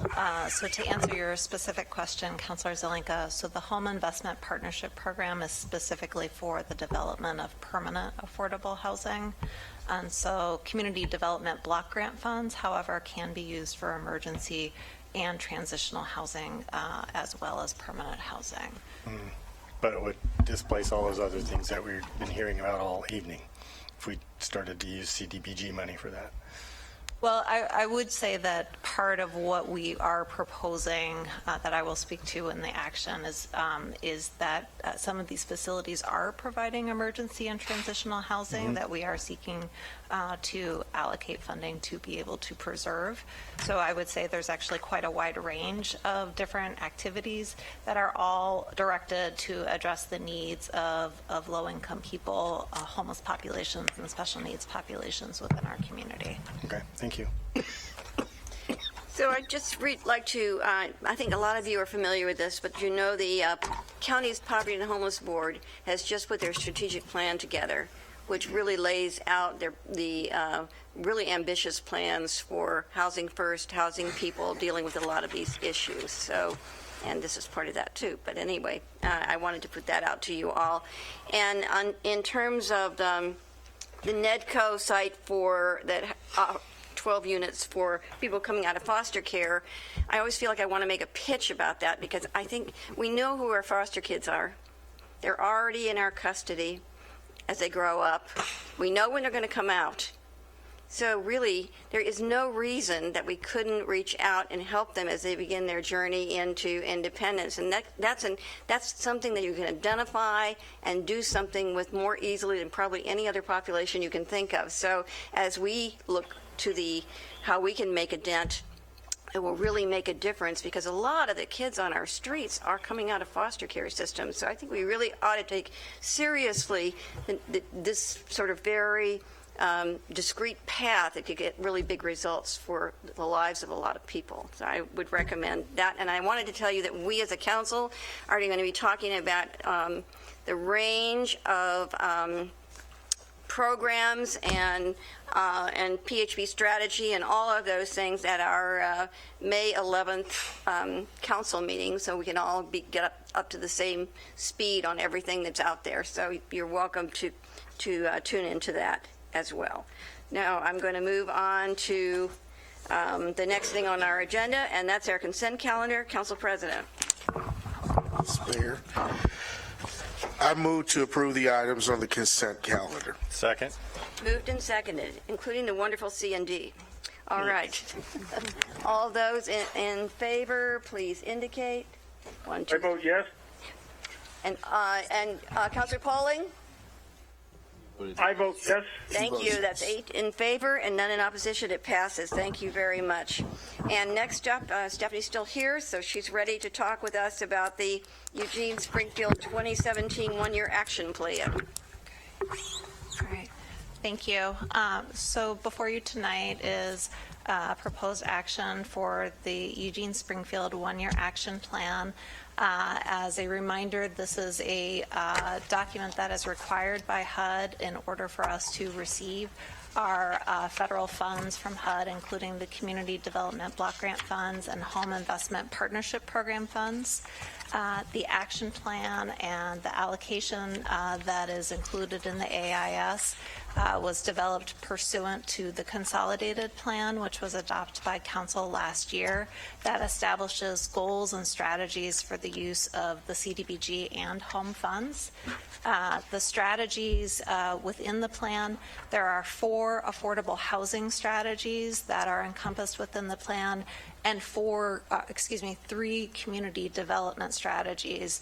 The 3 community development strategies include creating a human service delivery system to support the needs of homeless people and people with special needs, expanding economic opportunities for low and moderate income people, and then thirdly is making strategic investments in low-income neighborhoods to improve those neighborhoods. The proposal that you have in front of you was developed in collaboration with the Community Development Advisory Committee that advises staff on the development. So we met multiple times with staff to develop this recommendation. And then the home funds is developed in collaboration with the Eugene Springfield Home Consortium Governing Board, which includes Mayor Piercy and Councilor Pryor as part of that body. The actions included in this include a range of funding for different types of housing. As you heard tonight, we have had quite a special focus on looking at human service capital facilities. We received multiple viable project proposals through the RFP, through the action that you've taken on the consent calendar, as well as the action plan. We're trying to create a pool of funding that will allow us to move forward working with the agencies to refine their scopes of work and budget estimates to move forward with the projects that they've proposed. We do anticipate coming back to council with the specifics on those projects, but by having the pool of resources and budget, we know what we can come back and propose within that overall budget. I'm happy to answer any questions that you might have. Are there any questions? Regarding the action plan. If seeing none, yes? No, I have comments. Well, then make a comment. Okay. Well, I want to appreciate the comments of my fellow counselors about the other funding that we approved in the consent calendar, and then I just wanted to say, well, thank everyone who's worked on this plan. I know it's a lot of work coordinating with Springfield and all the agencies that provide social services and identifying projects. And I just want to call out that these projects and the ones that we approved in our prior motion for the community development block grants and the affordable housing projects, in my mind, really represent the best of what we can offer for people in need. We have excellent social services in this community. Obviously, the need outstrips our capacity to serve everyone, but I think, you know, we can be proud of the work that we are able to do with the funding we have. We do still need more rest stops, I believe, and car camping sites to help people who are currently living on the streets, but we also need to keep funding the social services that we have that help prevent people from becoming homeless. And I also want to agree with Councilor Brown's comments that I think as a city we should be looking for funding, which may need to come from our general fund, for Occupy Medical and for our rest stops. And I feel like we should make a stronger commitment. I know the city is supporting Occupy Medical in some ways, but not necessarily with direct funding. So I'm supportive of us looking for those additional items to help our nonprofits who support the rest stops and other funds that aren't eligible through the community development block grants and some of this home fund that we are accessing for other social services. So. Anybody else? Okay, I think we're ready to vote on this. Okay. I move to approve the Eugene Springfield 2017 one-year action plan summary for use of federal CDBG and home funds in FY17 provided in attachment B. Second. Moved and seconded. Ready? Okay, I think we're ready to vote. All those in favor, please indicate. Okay, I vote yes. Okay, it's 8 in favor and none in opposition. It passes. Thank you. Next up is the Broadway Plaza, or Kesey Square, or many of the other names we call it, update. As you recall, I told you that I would go, we talked about it at our council meeting, and I said I would go and try to see if we could get to a win-win with the stakeholders who are involved in this. And I can go on and talk about this unless you have another thing you would like to do. No, I think you can start, and Denny is here to Denny can help come on fill up in and the. add to, yeah, there he is. Yeah, there you go. And The add to details. this as I was looking for you over here, Denny, and there you were over there. Okay, so anyway, Denny was there and Nan was there, Dan Lawrence, and we had a meeting. In fact, Denny had two meetings. He had a first meeting, and then we had a second meeting. And the meeting included Ali Amami and Otto Patisha and Mark Mixus from all the three entities that were interested in this. And I first expressed that I appreciated the intentions of everybody there, their care for their community, their interest in improving public space and housing. And I'll just run through what I said, and then, Denny, you can kind of add to it or correct me, whatever. So Ali Amami, who owns a rug store that is around the square, and he also owns the building that the donut store is in. So he owns the adjoining property. And his statement at the meeting was, while he's interested in housing, he does not think it's the time. It's his belief that to get the clients he desires in housing, there would have to be underground parking. He is not interested in selling his property or any type of partnership. He feels he's had to put up with a lot of undesirable behavior over the years, and he only wants what's best for the city. He supports keeping the square a public space and wants to work with the city. Accurate? I think that's pretty correct, yes. All right. Auta Patricia expressed an interest in process as opposed to a proposal. Although he did propose that the city decide what it wants and then open it up to interest. He supports council deciding to build or develop on the plaza or keep the plaza open, and that once they've made that decision, then the paths will open from there and the process will go from there. Do you have anything you want to add to that, Denny? No, I think that's accurate at this point. I think he's really interested in consulting with the city, Mr. Patricia. He's really interested in placemaking. And Mark Mixus represents represented the development proposal. He believes this would be good for downtown. The proposal was developed at the request of DEI. In any case, he asked that a decision be made.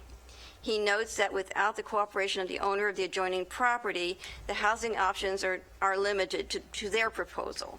He expressed frustration with the current condition and use of the plaza.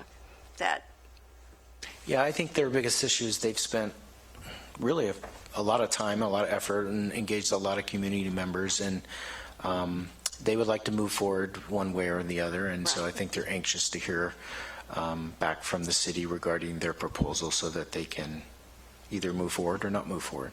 Right. And so there is no apparent win-win on housing. The question remains, does council want to accept the development proposal? There is agreement on the need to make the plaza function well for everyone. So that's something that they all agreed on. So that's what I have to share with you. Any questions?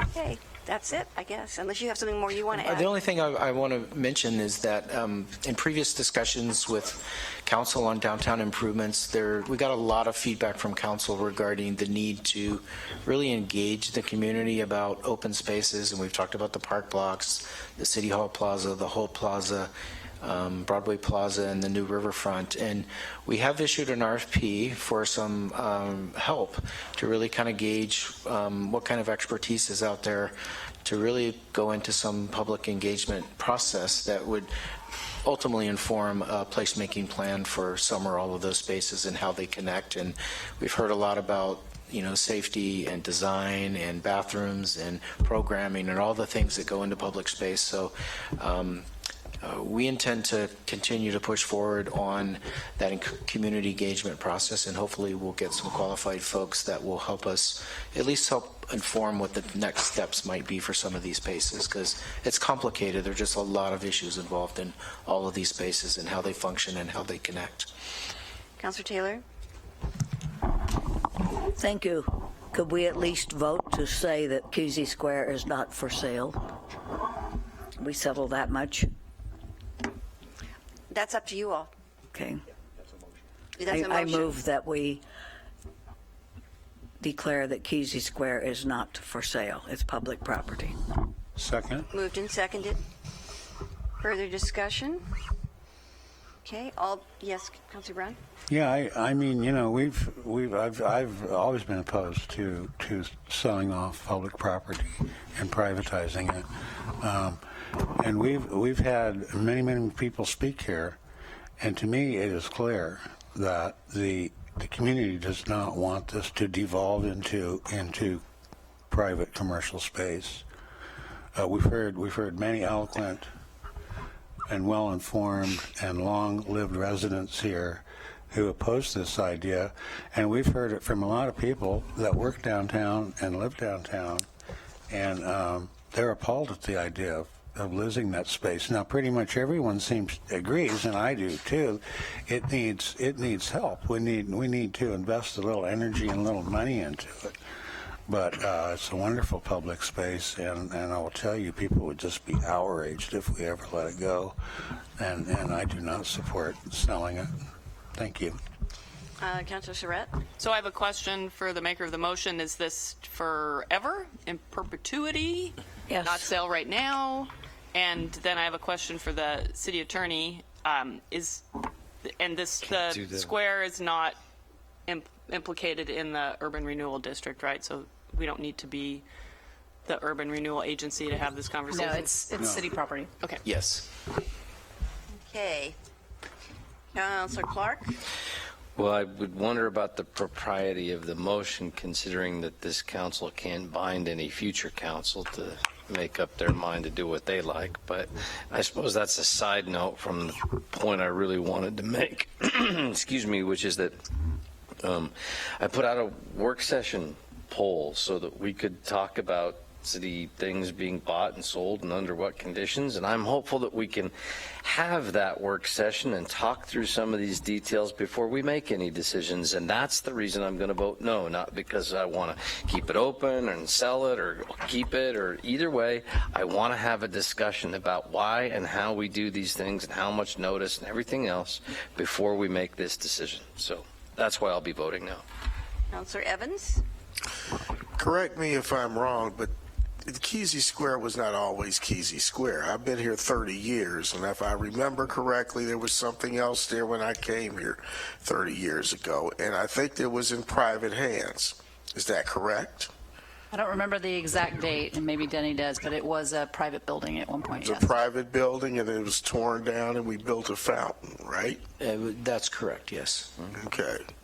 So I'm with Councilor Clark on this one. I think that we should vet this fully, and that we should have the conversation, discussion about what we do with public property.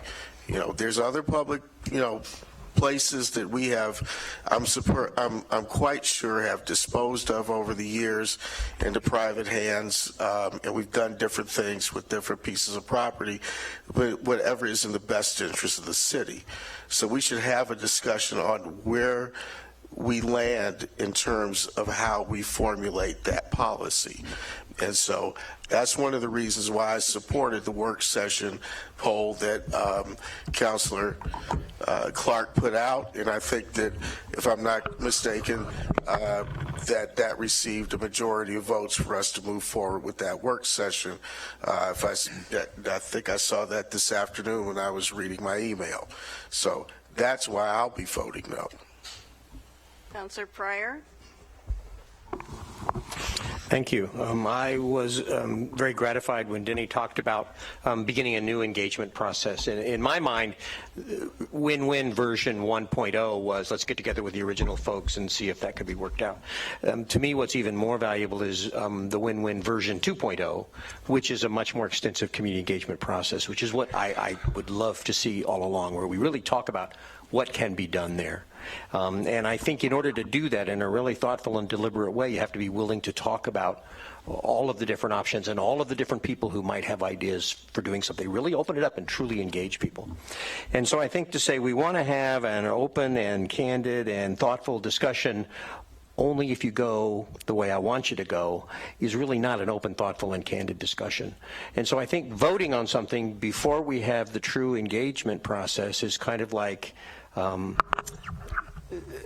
dictating where the course is going to go before you've even started sailing.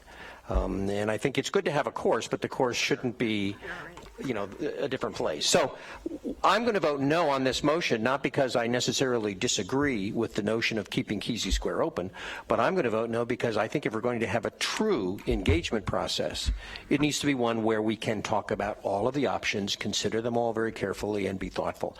And so an 11th hour motion to have a sudden vote at 9:30 at night to me feels a little kind of fast to be really thoughtful and deliberate. So that's my reason for voting no, but I want to be clear. It's because I want a full and complete and thoughtful process of engagement that is, for me, the true win-win 2.0. So I have Councilor Zelenka, and then I have in the second round 3 people, Councilor Brown, Taylor, and Surratt. But I wanted to point something out to you. In this particular case, one of the folks that was at that meeting is not interested in developing something. One is in fact, two are not interested in developing something, and one is, and the one that is would really like to know, in the short run, go or no go. So I think in their case, just prolonging the discussion to them doesn't seem to be helpful unless you want to prolong the discussion with the intention of seeing if you want to develop that property. They just need to know because they've invested a lot in it, and this has been hanging around for a long time. I see that as a separate discussion from how we go about making these kinds of decisions. And I think I agree with you totally. I think we need to talk about how we go about making these kinds of decisions. But in this case, one party has told you, no, my property around that, I don't want to do anything with that. And the people who want to develop are saying, if you're not really interested, would you please let us know so we can stop putzing around with this, because it's cost us time and energy, and we just don't want to do it anymore if you don't want to go. So they're just asking, in this case, not for every piece of property the city owns, they are asking you, tell us the direction that you want to go. So I don't know if you guys want to separate these things, but I'm just telling you, to my understanding, that is how they would like it to be. So I'm agreeing with you, and I'm agreeing with you to some extent, but I'm just saying, think about what this means to the people who are involved in this. Councilor, I've got Councilor Brown, Councilor Taylor, Councilor Charette. I mean, and Councilor Zelinka goes first. Thank you, Mayor. And Councilor Polling, he hasn't had a round either. Pardon me? I'm up. Oh, you're first. Yes, he is. He hasn't had a turn yet. Oh, sorry. And did you get Councilor Polling? Yeah, I did. Yeah, thank you, Mayor. I guess I'm not done thinking about this and talking about it. Doing nothing doesn't really work for me. I'm not sure about spending a whole lot of money on Kesey Square to improve it, or whether or not that's the best use of our scarce resources. This is the best plan to go forward. And I understand all the people's comments about why they like the space the way it is. So I haven't come to a conclusion about any of that yet. I would like to go through the work session on public notice about public properties and disposal of them. So for those reasons, I'm going to vote no on the motion tonight. Councilor Polling. Thank you. Can you hear me okay? Yep. Okay. Yeah, you know, my preference is, and I'm counting the votes in my head, but if it was up to me, I would put a motion out tonight to direct the city manager to proceed with selling the property to the, the 2E project, and use the proceeds of the sale of the property for improving the downtown park blocks. But I don't think I have the votes around the table. My concern with setting out with Councilor Clark's work session in reference to this project is it's going to delay it, and the group that's interested in developing that property may not be around when we get finished with the process. I am going to vote against Councilor Taylor's motion because I feel that property is valuable to the downtown redevelopment that's been going on, and I just wish that we could move forward with the current proposal that was given to us. That we have to remember, they came to the city asking. We didn't do the outreach. They came saying, "Hey, we've got this idea to help improve downtown." We've had that happen one other time, and we've just recently voted on that a couple of weeks ago, where some city property was not listed for sale, and that's what sparked Councilor Clark's motion. We acted on that one and moved forward with that one. So at this point, I'm a little disappointed that we're not going to be taking action to move forward with the 2E project, but I will vote against the motion by Councilor Clark. Councilor Taylor. I'm sorry. Councilor Brown. Thanks, man. The potential developers, they're developing property right across the street, so they're going to have a nice project. They don't need this project. They will survive and prosper if they don't get if they don't get Kesey Square. There's also no one has brought up the little problem of the deed restriction. Deed restriction is pretty clear to me. I think that this is so controversial that there would be a court battle. As my guess. I've heard that people are having their attorneys research it.